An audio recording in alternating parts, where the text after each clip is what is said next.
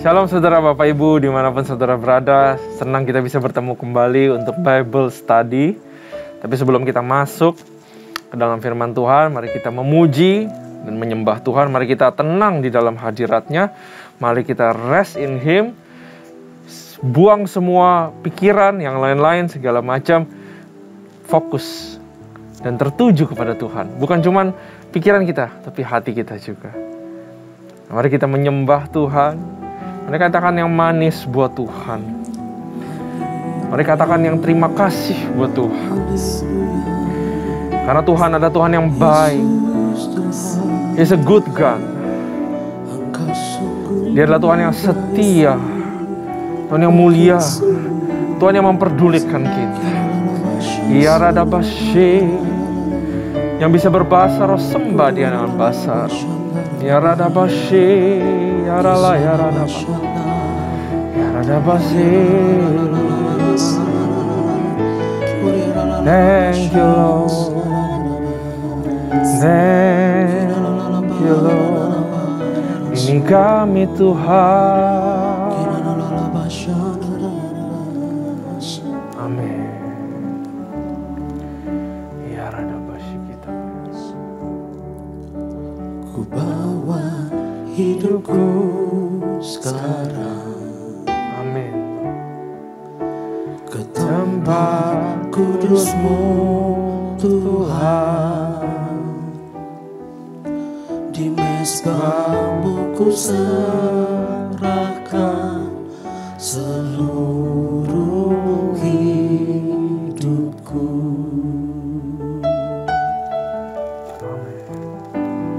Penuhi hatiku sekarang dengan urapan yang baru, agar aku lebih lagi mendengar suara-Mu.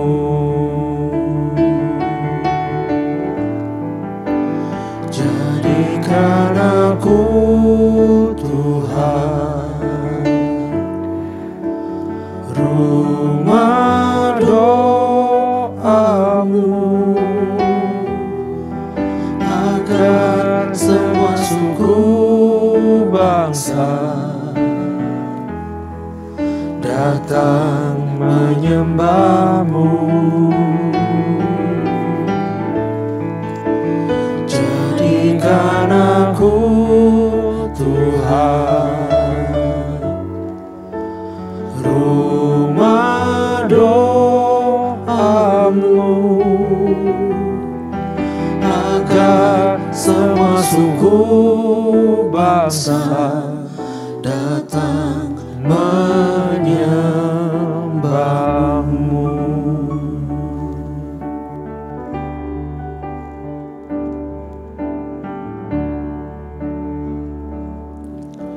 Ku bawa hidupku sekarang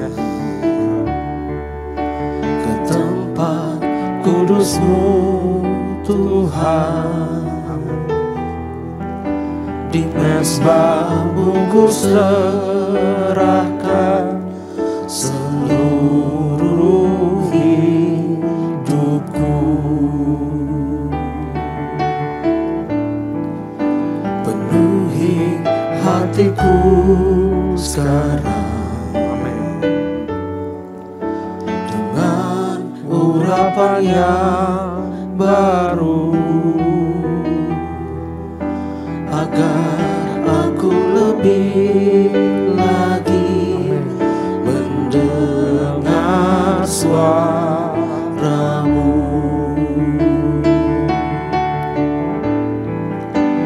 Jadikan aku Tuhan rumah doa-Mu, agar semua suku bangsa datang menyembah-Mu. Jadikan aku Tuhan, rumah doamu, agar semua suku bangsa datang menyembahmu.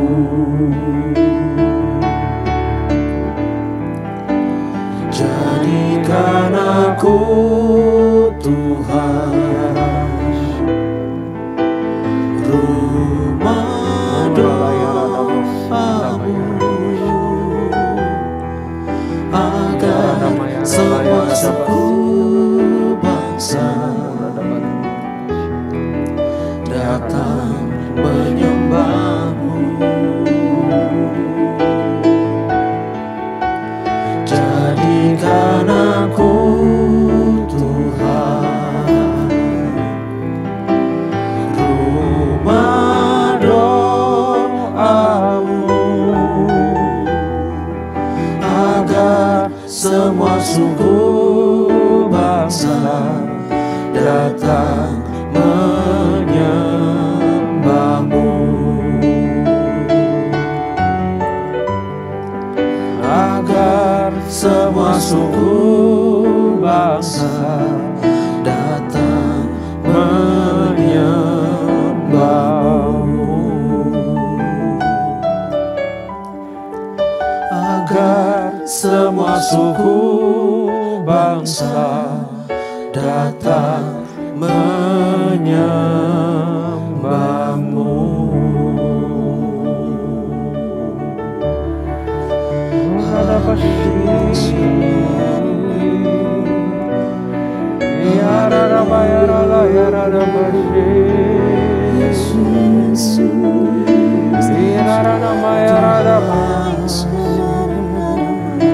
Kami sembah Kau, jadikan kami alat doamu.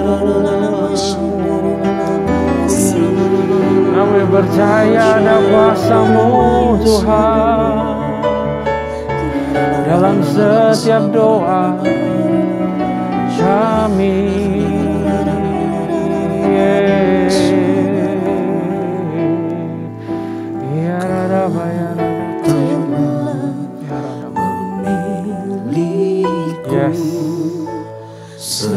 Sebelum dunia dibentuk, betapa aku bersyukur padamu, ya Tuhan Allahku. Kau telah memanggilku sebagai alat kerajaan-Mu, betapa aku bersyukur padamu atas perbuatan-Mu.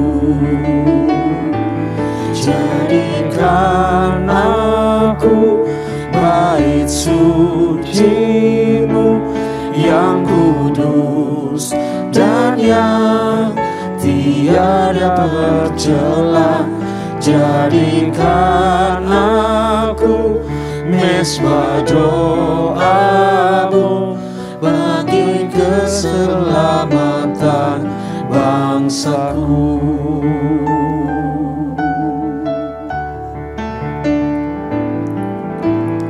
Kau telah memilihku sebelum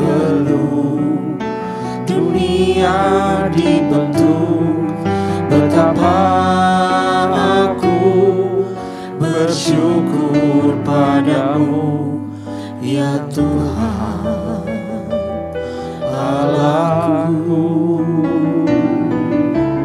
Kau telah memanggilku sebagai alat kerajaan-Mu, betapa aku bersyukur padamu atas perbuatanmu. Jadikan kami Tuhan, jadikan aku bait suci-Mu yang kudus dan yang tiada bercela. Jadikan aku mesbah doa-Mu bagi keselamatan bangsaku.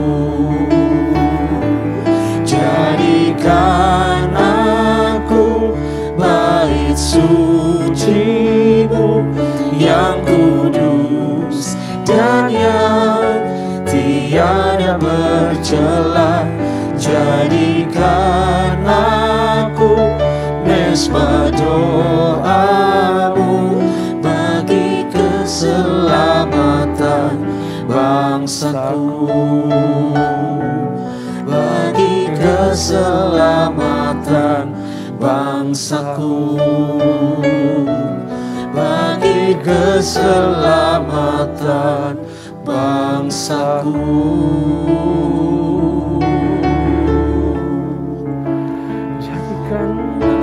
kami Tuhan, bait suci-Mu. Jadikan kami Allah untuk doa-Mu Yesus. Oh pakai kami Tuhan, biar ada pasien.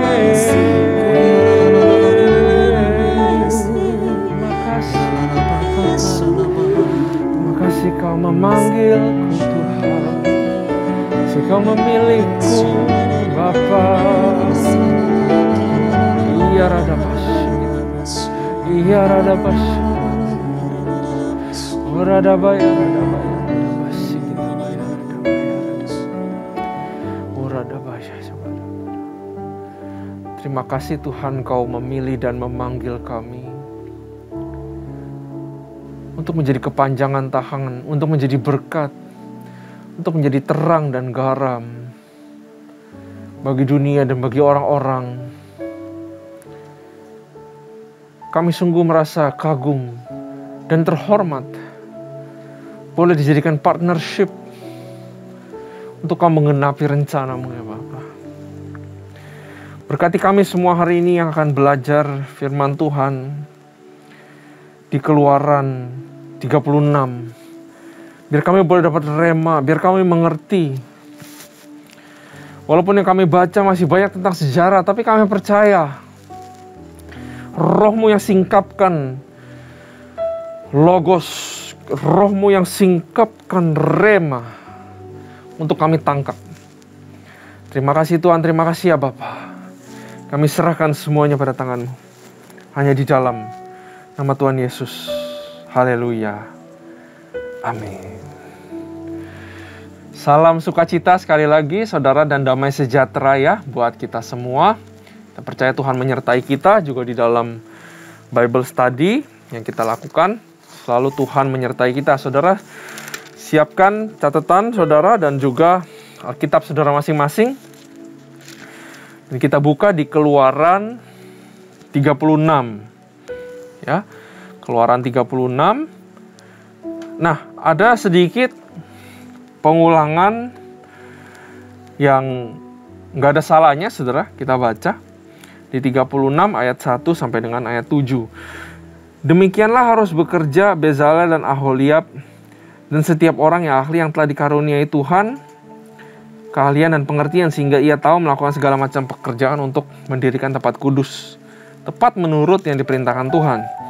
Lalu Musa memanggil Bezalel dan Aholiab dan setiap orang yang ahli yang dalam hati telah ditanam Tuhan keahlian. Setiap orang yang tergerak hatinya untuk datang melakukan pekerjaan itu. Keahlian Tuhan harus berbarengan dengan kerelaan hati. Talenta yang diberikan Tuhan haruslah dibarengi dengan kerelaan hati.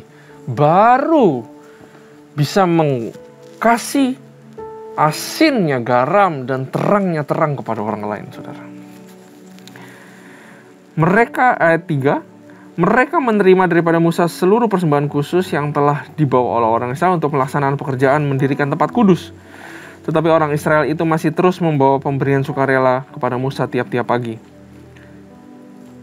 Dan segala orang ahli yang melakukan seluruh pekerjaan untuk tempat kudus itu, datanglah masing-masing dari pekerjaan yang dilakukannya, dan berkata kepada Musa, rakyat membawa lebih banyak dari yang diperlukan untuk mengerjakan pekerjaan yang diperintahkan Tuhan untuk dilakukan. Lalu Musa memerintahkan supaya dimaklumkan di mana-mana di perkemahan itu demikian. Tidak usah lagi ada orang laki-laki atau perempuan yang membuat sesuatu menjadi persembahan khusus bagi tempat kudus. Sudah banyak. Demikianlah rakyat itu dicegah membawa persembahan lagi. Wah, ini nggak bisa dibayangkan, saudara. Tertulis bahwa mereka memberikan terus. Dan inilah yang Tuhan inginkan, untuk membentuk habits hati kita, mengeluarkan dan memberikan. Ayat 7, sebab bahan yang diperlukan mereka telah cukup untuk melakukan segala pekerjaan itu, bahkan berlebih. Ya, orang yang memberikan terus-menerus, saudara, yang mempunyai kebiasaan untuk memberikan itu sama kayak Tuhan persis. Karena Tuhan terus memberikan yang baik kepada kita, nggak pernah berhenti. Kekristenan ikut Tuhan. Saudara mau ikut Tuhan, mau jadi seperti Tuhan, ayat ini bilang, aku Tuhan yang murah hati. Aku selalu memberikan. Kalau kamu mau sama seperti aku, kamu juga harus melakukan yang sama. Saat kita memberikan, di situ adalah image kita paling segambar dan serupa dengan Allah. Ya. Nah, lalu kita masuk ke dalam perikop membuat kemah suci. Mari kita baca, saudara, dan bayangkan kemah suci itu kira-kira seperti apa, saudara. Karena dalam membuat kemah suci kita udah bahas di Keluaran 35. Bahwa perlu hati yang terdorong, tergerak, perlu sukarela, perlu hati yang mau memberi. Saat mau melakukan rencana Tuhan, pasti diperlengkapi. Dalam membuatnya ada makna. Tapi saudara juga harus bayangkan yang dibuat itu seperti apa. Karena itu ada rahasianya. Ya. Jadi waktu baca, jangan cuma baca aja. Tapi coba bayangkan. Pakai imajinasi dan visualisasi. Makanya tadi sebelum kita mulai, kita berdoa supaya visualisasi, imajinasi kita nggak mencong-mencong. Ya. Membuat kemah suci. Lalu semua ahli di antara tukang-tukang itu membuat kemah suci dari 10 tenda, dari lenan halus yang dipintal benang-benangnya, dan dari kain ungu tua, kain ungu muda, kain kirmizi, dengan ada kerubnya, buatan ahli tenun, dibuat orang semuanya itu. Ya, kain-kain semua dibikin dengan luar biasa, saudara. Panjang tiap-tiap tenda 28 hasta, dan lebar tiap-tiap tenda 4 hasta. Semua tenda itu sama ukurannya. 5 dari tenda itu dirangkap menjadi satu. Dan yang 5 lagi juga dirangkap menjadi satu. Pada rangkapan yang pertama di tepi satu tenda, yang di ujung dibuatlah sosok-sosok kain ungu tua. Dan demikian juga di tepi satu tenda, yang paling ujung pada rangkapan kedua, 50 sosok dibuat orang pada tenda yang pertama, dan 50 sosok pada tenda yang di ujung pada rangkapan yang kedua, sehingga sosok-sosok itu tepat berhadapan satu sama lain. Dibuatlah 50 kaitan emas dan disambungkanlah tenda-tenda kemah. Wah, bisa bayangkan kaitannya aja dari emas, betapa luar biasa. Sehingga menjadi satu. Ayat 14, dibuatlah tenda-tenda dari bulu kambing menjadi atap kemah. Jadi atapnya ada bulu-bulu kambing yang menudungi kemah suci. Nah, ada kemah suci ya, berarti sudah bayangin ada satu kayak tenda. Yang tadi sudah dijelaskan sosok-sosoknya, semua ikatan-ikatannya, atasnya bulu kambing, dan itu kemah suci. Ada tenda berbentuk kotak. Kemah suci. Ayat 15, panjang tiap-tiap tenda 30 hasta, dan 4 hasta lebarnya tiap-tiap tenda, dan yang 11 tenda itu sama ukurannya. Disambunglah 5 dari tenda itu dengan terdiri dan 6 dari tenda itu dengan tersendiri. Dibuatlah 50 sosok pada rangkapan yang pertama di tepi satu tenda yang di ujung, dan dibuat 50 sosok di tepi satu tenda pada rangkapan yang kedua. Dibuat oranglah 50 kaitan tembaga untuk menyambung tenda-tenda kemah itu, sehingga menjadi satu. Juga dibuatlah untuk kemah itu tudung dari kulit domba jantan yang diwarnai merah, dan tudung dari kulit lumba-lumba di atasnya. Dibuat oranglah untuk kemah suci itu papan dari kayu penaga yang berdiri tegak, 10 hasta panjangnya satu papan, dan 1,5 hasta lebarnya tiap-tiap papan. Tiap-tiap papan ada 2 pasak yang disekang satu sama lain. Demikian diperbuat dengan segala papan kemah suci. Dibuat oranglah papan untuk kemah suci, 28 papan pada sebelah selatan. Dan 40 alas perak dibuat orang di bawah ke-20 papan itu, 2 alas di bawah satu papan untuk kedua pasaknya, dan seterusnya 2 alas di bawah setiap papan untuk kedua pasaknya. Juga dibuat orang untuk sisi yang kedua dari kemah suci pada sebelah utara 20 papan. Dengan 40 alas peraknya, 2 alas di bawah satu papan, dan seterusnya 2 alas di bawah setiap papan. Untuk sisi belakang kemah suci pada sebelah barat dibuat orang 6 papan. 2 papan dibuat untuk sudut kemah suci di sisi belakang. Kedua papan itu kembar pasaknya di sebelah bawah, dan seperti itu juga kembar pasaknya di sebelah atas. Di dekat gelang yang satu itu demikianlah dibuat orang dengan kedua papan untuk kedua sudutnya itu. Jadi ada 8 papan dengan alas peraknya, 16 alas, 2 alas di bawah satu papan. Dibuatlah juga kayu lintang dari kayu penaga, 5 untuk papan-papan pada sisi yang satu dari kemah suci. 5 kayu lintang untuk papan-papan pada sisi kedua dari kemah suci. Dan 5 kayu lintang untuk papan-papan kemah suci yang merupakan sisi belakangnya pada sebelah barat. Dibuatlah orang kayu lintang yang di tengah menjadi melintang, terus di tengah-tengah papan-papan itu dari ujung ke ujung. Papan-papan itu disalut dengan emas. Gelang-gelang itu dibuat dari emas sebagai tempat memasukkan kayu-kayu lintang itu, dan kayu lintang itu disalut dengan emas. Dibuatlah tabir. Ini tabir yang memisahkan ruang maha kudus dengan ruang kudus. Dibuatlah tabir itu dari kain ungu tua dan kain ungu muda, kain kirmizi dan lenan halus yang dipintal benangnya. Dibuat dengan ada kerubnya, buatan ahli tenun. Dibuat oranglah untuk itu 4 tiang dari kayu penaga, dan disalutlah itu dengan emas, dengan ada kaitan dari emas, dan dituangkanlah 4 alat perak untuk alas perak untuk tiang itu. Juga dibuat oranglah tirai untuk pintu kemah dari kain ungu tua. Jadi di pintu-pintu kemah itu ada tirai dari ungu tua, kain kirmisi dan lenan halus yang dipintal benangnya, tenunan yang berwarna-warna. Dan kelima tiangnya dengan kaitan untuk tiang itu disalutlah ujungnya dan penyambung-penyambungnya dengan emas, dan kelima alasnya itu adalah dari tembaga. Nah saudara, mungkin ini gak relevan ya. Saya baca ini juga agak susah membayangkan gitu. Ya.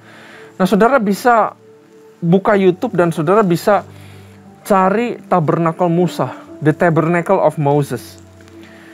Nah ada pakar atau expert yang menggambarkan semua itu. Mungkin dia baca dari Keluaran yang lain, dari Ulangan, mungkin dari Imamat, digabungkan jadi satu. Jadi bentuk kemahnya itu kotak saudara, ya, persegi panjang, ada kemahnya, ada tempat untuk basuhan. Jadi ada kemah, ada pelataran. Di pelataran itu kayak seperti outdoornya, itu ada tempat untuk basuh, dan juga ada altar untuk mempersembahkan kurban. Ya, nah, jadi ini adalah kemah suci yang sudah jadi, saudara. Nah, dari bacaan ini apa yang kita bisa ambil makna untuk kita belajar hari ini, saudara? Tidak satu pun saya ketemu adanya konflik, dan tidak satu pun saya lihat adanya masalah-masalah di dalam bikin kemah ini. Di sini kita lihat bahwa adanya kerjasama dan adanya saling percaya satu sama lain, sehingga kemah Tuhan, kemah suci ini bisa jadi. Ya. Dan Ada orang yang membawa, ada orang yang menenun, ada orang yang membangun, ada orang yang memahat, ada orang yang pasang pasak, ada orang yang bikin papan, ada orang yang ini, ada orang yang itu, ada orang ini, ada orang itu. Tuhan menghendaki yang namanya keteraturan. Amin, saudara. Jangan sampai ada salah satu yang maunya ambil semuanya. Seolah-olah seperti mau ambil semua jatah. Supaya saya dikenal, supaya saya ditepuk tanganin paling besar. Tuhan tidak menghendaki itu. Tapi di dalam rumah Tuhan, di dalam apapun yang mau kita bangun, di dalam proyek apapun, Tuhan menghendaki keteraturan, kerjasama. Ya, pertanyaannya, saudara dan saya, kita orang-orang yang susah diajak kerjasama atau enggak? Ada loh orang-orang yang susah untuk diajak kerjasama. Dia bisanya sendiri, hasilnya mungkin bagus. Tapi Tuhan menghendaki kita sebagai satu keluarga, satu saudara seiman, untuk rukun satu sama lain. Ya, dan juga untuk bisa yang namanya bekerja sama. Ini cuma arti yang saya dapatkan semalam aja, saudara, yang saya share ya. Mungkin saudara juga dapat sesuatu. Nah, tapi balik lagi kepada kemah suci, kepada bentuk gambaran kemah suci, saudara. Tabernakel ini terdiri dari 3 bagian. Ada ruang maha kudus, ada ruang kudus, itu di dalam satu tenda, tertutup. Ya, jadi bayangkan, ada ruang maha kudus, ada ruang kudus. Ya, di dalam satu tenda. Lalu keluar dari tenda itu, ketemu pelataran. Begitu kita keluar dari tenda itu, ada kayak bejana setinggi dada mungkin ya, setinggi perut.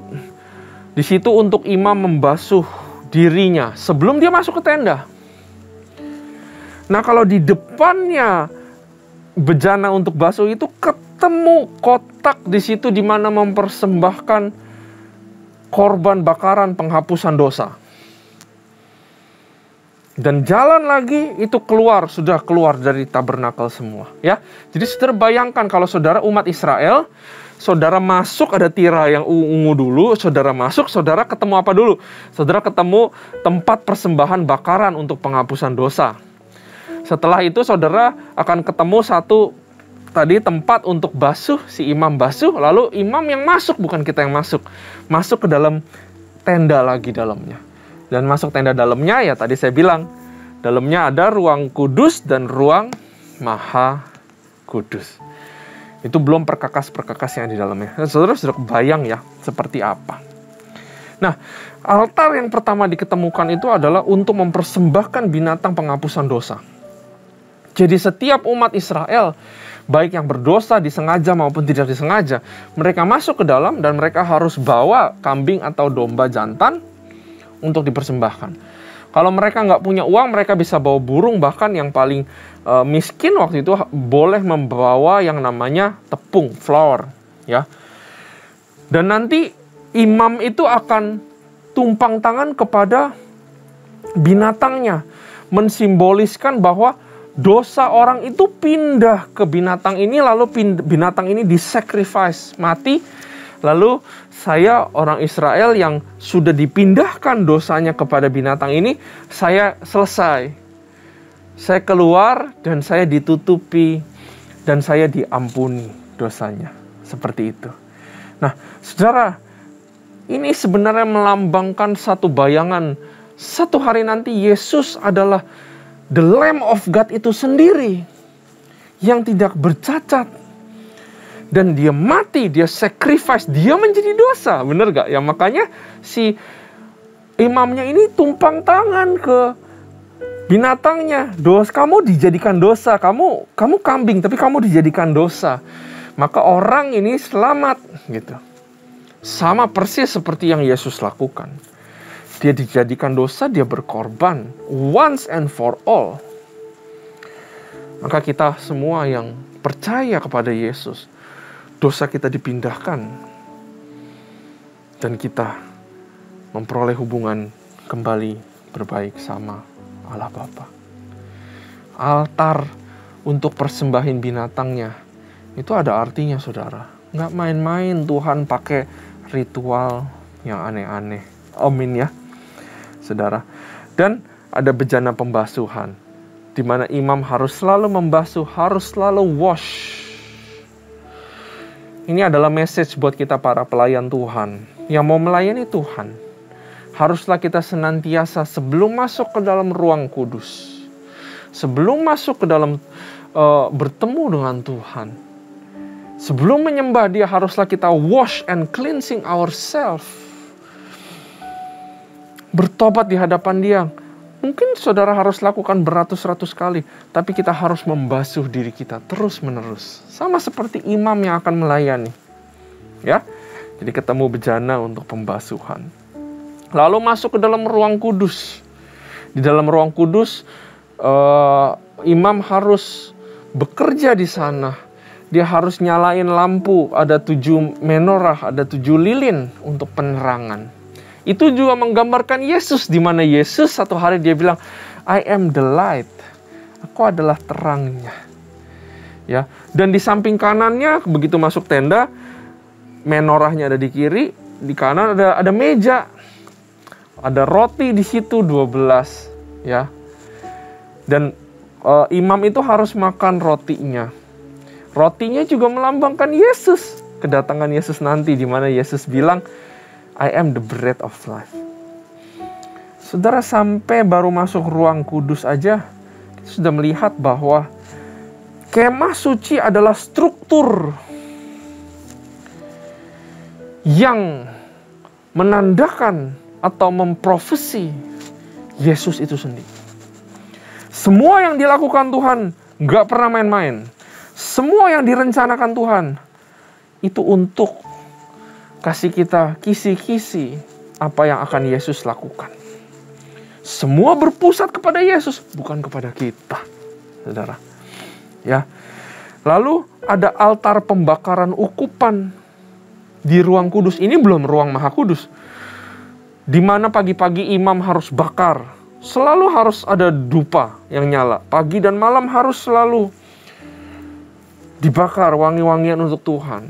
Ini menandakan sebuah prayer, sebuah doa yang harus selalu dinaikkan, komunikasi yang harus selalu dinaikkan kepada Allah Bapa, yang juga melambangkan, mengartikan tentang Yesus, di mana Dia nanti menggantikan jabatan imam besar dan menjadi syafaatnya kita, menjadi perantara antara kita dengan Allah. Makanya Tuhan gak pernah melihat bau yang gak sedap lagi. Karena Yesus sudah menjadi ukupan itu sendiri yang harum di hadapan Tuhan once and for all. Karena itulah kita berdoa di dalam nama Yesus. Dan kita percaya Tuhan mendengarkan. Saudara udah kebayang ya kaitannya, rahasianya. Kenapa ribet-ribet kemah suci ini dibangun, saudara? Dan yang terakhir di dalamnya, sebelum masuk terakhir ada tabir yang memisahkan antara ruang kudus dan ruang maha kudus. Nggak semua orang masuk ke dalam. Untuk ketemu hadirat Bapa di ruang maha kudus begitu sulit. Bahkan bisa dibilang impossible. Berapa banyak imam harus diikat kakinya masuk ke dalam situ. Kalau dia mati harus diseret pakai talinya yang diikat ke kakinya. Tuhan begitu susah dihampiri. Tapi kita ingat, waktu Yesus meninggal di kayu salib, apa yang terjadi? Ada gempa bumi. Dan tirai tabir ini, itu tinggi sekali, saudara. Tinggi banget, seperti tingginya segedung. Itu robek dari atas sampai ke bawah. Menandakan bahwa Allah Bapa berdiam bersama-sama dengan kita lewat pengorbanan Yesus Kristus. Tuhan seolah-olah seperti dalam tanda kutip menurunkan standarnya. Nggak lagi dia bersemayam atau hadir cuman di kemah, tapi dia hadir di dalam kehidupan kita. Semua ini punya artinya, saudara. Dan di dalam, setelah tabir itu masuk ke dalam, ada tabut perjanjian. Tabut perjanjiannya, kalau saudara tahu, atasnya ada kerub. Di situ mercy seat, di mana Tuhan bertahta. Di dalam tabut perjanjian ada kendi yang isinya mana, menandakan bahwa Tuhan selalu menyediakan. Ada tongkat Harun, ya, yang artinya Tuhan selalu memimpin, saudara. Dan juga ada 2 loh batu yang juga Tuhan memberikan firman-Nya dan arah-arahannya kepada kita, ya. Tapi kita tahu di perjanjian lama itu disalahgunakan semuanya. Harun, tongkat Harun adalah kepemimpinan, artinya Tuhan memimpin. Tapi bangsa Israel berontak. Artinya menandakan pemberontakan manusia terhadap kepemimpinan Tuhan. Bangsa Israel diberikan mana, tapi bangsa Israel bilang, kita bosan. Pemberontakan terhadap provision-nya Tuhan. Dan diberikan 2 loh batu, manusia atau bangsa Israel tidak bisa mentaati, menandakan ketidaktaatan. Dan barang-barang itu yang di tabut perjanjian ditutup, gak boleh dibuka sama sekali, yang buka mati. Ditutup atasnya dengan mersisit, dan di situ imam akan mencipratkan darah lembu jantan yang melambangkan Yesus, bahwa segala pemberontakan kita sudah ditutup dan ada mersisit, yaitu kemurahan Tuhan yang ditunjukkan karena Yesus domba sejati yang mati dan kita diselamatkan. Sungguh dalam, saudara, arti daripada kemah suci ini. Bukan cuma membuat kemah suci, tapi kemah sucinya memberikan sesuatu yang dalam, ya. Bahwa Tuhan dari dulu kepengen bersekutu dengan kita. Tapi karena Dia kudus, kita yang mendekat kita mati. Tuhan pikir cara, gimana caranya supaya saya bisa ketemu Randy, supaya saya bisa tinggal di dalam Randy, gimana caranya? Mulai dari misi pengeluaran bangsa Israel dari Mesir, bangun kemah suci. Ini loh, nanti ada Yesusku.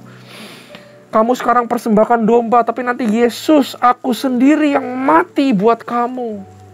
Kamu berontak semua, tapi satu hari nanti aku akan tunjukkan kemurahanku, mersisit untuk kita semua. Tuhan rindu bersekutu, bergaul sama saudara. Tabernakel juga kemah suci menandakan justice and mercy-nya Tuhan. Ya, yang berdosa pasti dihukum. Yang berdosa harus mempersembahkan korban.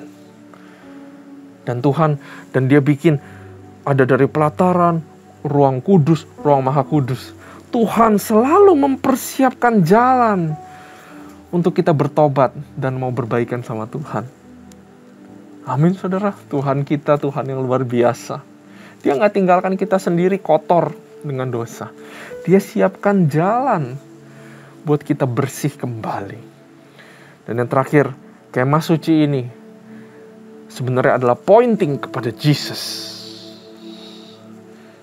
Seorang pribadi, anaknya sendiri, yang dikorbankan dan menjadi pusat dari segala sesuatu, ditinggikan dan sekarang duduk di kanan Allah Bapa. Mari kita berdoa, saudara. Terima kasih Tuhan buat firman-Mu. Kami mengerti bahwa Kau membuat segala sesuatu itu enggak main-main, Tuhan. Semua yang kami baca ini, it's pointing to Jesus.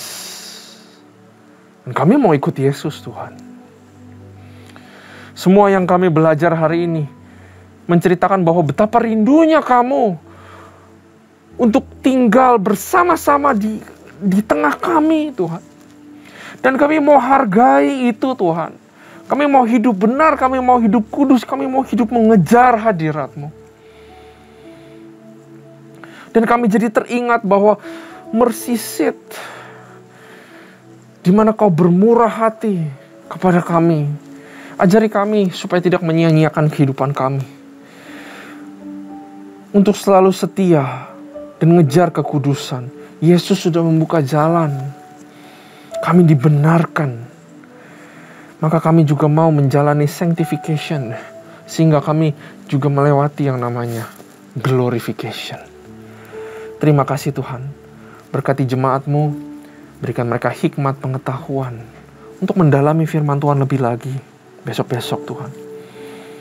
Berkati kesehatan, finance, keluarga, pelayanan, supaya tidak ada yang sia-sia dan kami mengerti esensi daripada ibadah dan melayani Engkau ya Bapa. Terima kasih Tuhan, terima kasih ya Bapa. Kami serahkan semuanya pada tangan-Mu, hanya di dalam nama Yesus. Haleluya. Amin. Tuhan Yesus memberkati.